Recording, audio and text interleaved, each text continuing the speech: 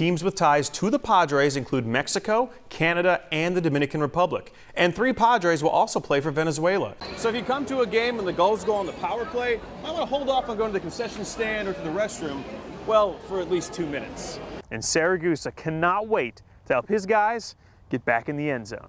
Meanwhile, former San Diego State running back DJ Pumphrey is settling in with his new team, the Philadelphia Eagles. Frank Reich, who used to be the Chargers offensive coordinator, now works in Philly with Pumphrey. In the first game since celebrating the 50th birthday of the building, the Gulls come from behind to win 3-2 in a thrilling shootout. Will Myers batting over 300 right now, and he's been a huge boost to that team.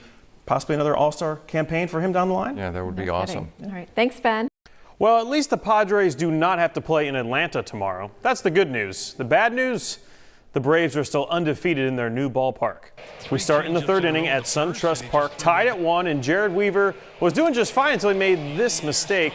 Braves slugger Freddie Freeman, no mistake about that swing. 2-run homer put the Braves up 3-1. One of 2 homers for Freeman in this contest. Padres did get one back, though, in the 7th inning. Alan Cordoba crushed his first major league homer. Good time for that one. That cut the deficit to 3-2. Next inning, it's Austin Hedges, the catcher, and Hedges follows suit as well. This one, a 2-run bomb to give the Padres a brief 4-3 advantage. But the bullpen could not hold it for the Friars. Ryan Buchter gave up a run, and then closer Brandon Mara also gave up a run. Dansby Swanson providing the walk-off single to bottom of the 9th inning. Braves complete the sweep 5-4. San Diego begins a 6-game homestand Tuesday against Arizona. Meanwhile, in the college ranks, the Point Loma Sea Lions took care of business against Hawaii Hilo. Twice, in fact. Point Loma won the first game of a double dip 14-7. And then in the nightcap, that's Kellen Shepard going yard. Almost in the water. 2-run homer in the first inning, and the Sea Lions were on their way. Point Loma took game 2 by a score of 8-0 to finish off the sweep. Former USD Torero David Fizdale and his Memphis Grizzlies, they had their hands full against the San Antonio Spurs. That's because they have no answer right now for Kawhi Leonard. The former SDSU star poured in 37 points against the Grizz. Leonard drove to the basket at will, also went an absurd 19 for 19 at the free throw line. That's ridiculous. The Spurs cruised 96-82, but they also got most of the foul calls. And let's just say that did not sit well with Fizdale, who had some postgame comments that went viral. I know Pop's got pedigree and I'm a young rookie, but they're not going to rook us. Take that for data. That is a great way to stand up for your team. Well, take this for data. 2 former San Diego Gulls sparked a comeback for the Ducks in Calgary. Down 2-0, Nick Ritchie scored Anaheim's first goal. Then it's Shea Theodore turning up the heat. He scored not once but twice. After trailing 4-1, Anaheim pulls off a stunner. The Ducks win 5-4 in overtime in Calgary. Ducks now take a commanding 3-0 lead in the series. They can extinguish the Flames if they get a win in Game 4 on Wednesday night. And finally, a reminder, the Gulls begin their first-round playoff series this Friday at home against the Ontario Reign. The puck drops at 7. That's it in sports. I'm Ben Rosehart. We'll be right back after this. Remember that old basketball commercial with Michael Jordan? Be like Mike? Well, everyone at Augustana College wants to be like Fred. Fred Whiteside, the longtime women's track and cross country coach, is retiring at the end of this season. And over the weekend, his family and his running family surprised him by helping him to the finish line. I grew up at Augie, and you couldn't ask for more. For the last 4 decades, you could see Fred Whiteside patrolling the track at Augustana, serving as a running coach, but also a life coach dating back to his days as an assistant in the 1970s. From the beginning, Coach Rose got me this wonderful opportunity, and I just want to keep thanking him every day for the wonderful vocation that I've been able to have here at Augustana. As a final thank you, students, alumni, friends, and family joined Fred for his final lap. One last jog around the track after the last home meet of the season. When Fred announced his retirement that day at practice during indoor, it kind of hit us all as like, we have to do something.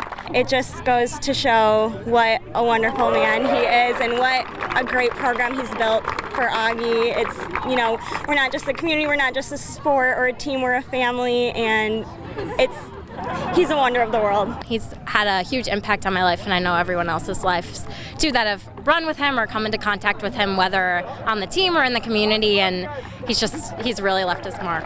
I think the biggest testament I can give him is that everybody sees what real love is with Fred. He's very selfless, and I know he's so appreciative of what these kids do. This has been his life, his whole adult life, his only career, and he's loved every minute of it. It's never been a job, it's been a passion. I like this.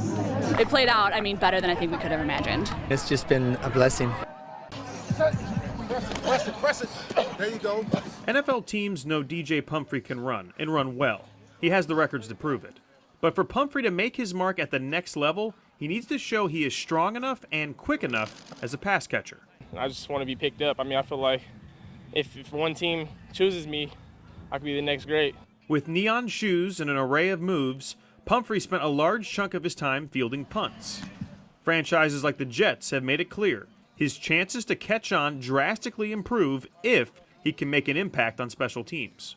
I have talked to them a lot, and most of the special teams coach, I met him today for the first time, and he wants to pick me up as a special teams guy / third down back.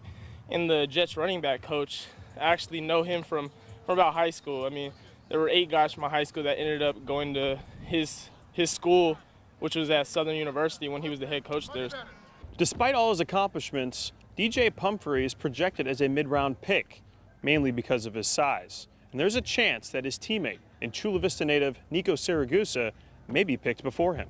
We have an inside joke we call San Diego State offensive lineman U, because there's so many offensive linemen that go get a chance to play the next level.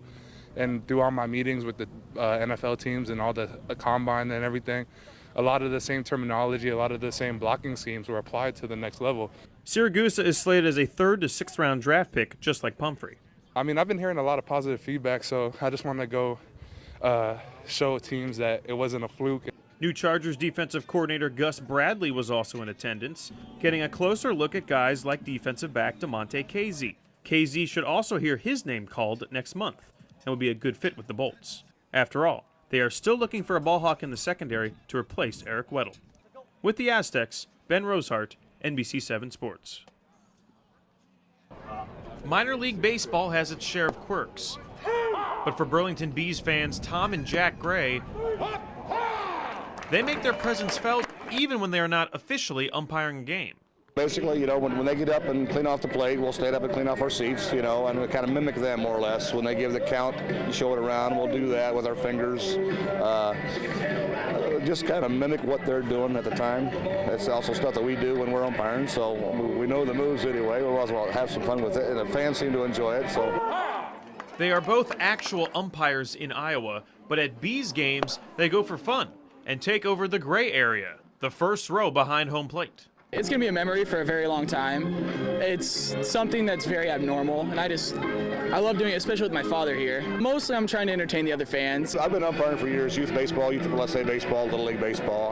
Last year my son started umpiring with me as well. We got the uniforms, and we make decent money out on the weekends. It's kind of fun. We enjoy baseball so much, we're always with it.